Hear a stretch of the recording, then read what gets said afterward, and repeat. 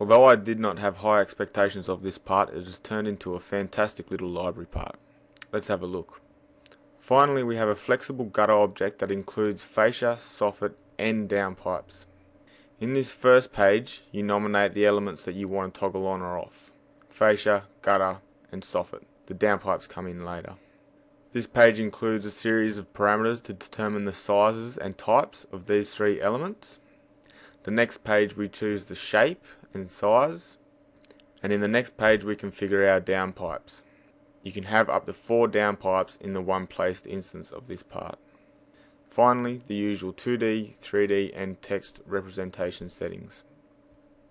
Let's see this part in action. We'll choose to have all elements on, seeing as though we want to demonstrate all three.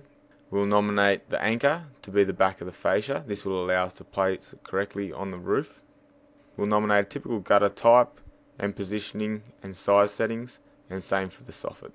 In the next window, we'll just make sure that we uncheck the match miters to gutter. This will allow us to adjust the miters of the gutter and the soffit separately. You'll notice there's also an option to give the soffit an angle. We'll set this to 0 for now. Choose your anchor, click OK, nominate the gravitate to roof and place. Then simply stretch, adjust the miters, position your downpipes, stretch to the wall. Now let's have a look in 3D. Perfect. We can also adjust this element in the 3D window in regards to downpipe depths,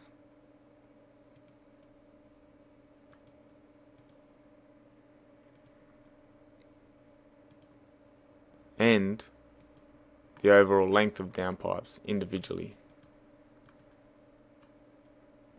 Very handy.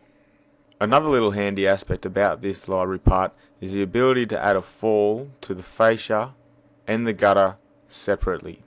This allows you the capabilities to use this part for barges and for creative roofing systems.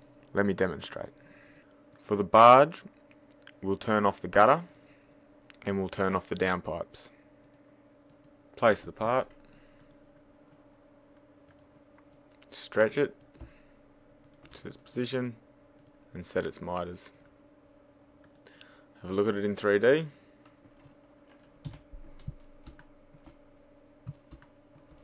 Measure the distance. Set coordinate 1000. Select the part. Put in the total fall. Seeing as though we're going up, it's a minus fall. So minus 1000. Click OK. And there's your barge. The latest version of the Swift Gutter Plus contains a hotspot to control the slope of the fascia. Simply drag this hotspot up to the ridge of your roof. Too easy.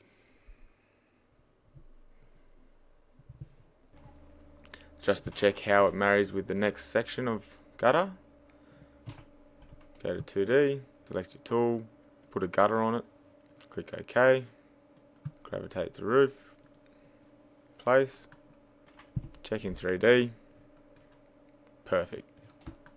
Check the soffit, perfect. The final great aspect of this part is the representation options that you have. In 2D we finally have the option to have the downpipe represent differently depending on the story that it is on. Let's take a look. On the home story, the downpipe shows with the gooseneck and the whole element and a text element. This text element can be moved. On the story below, there is an independent representation with its own text element that can also be moved, but you only see the necessary elements of the downpipe that you want to see. You can, however, opt to show the gooseneck or to hide it on both stories. Depending on the length of the downpipe, the downpipe 2D representation will either show on the story or will not. This is a crucial basic element that has been missing from all downpipe parts in the past. With all these flexibilities and the ease of use, this makes the Swift Gutter Plus the ultimate gutter, downpipe, fascia and soffit object available.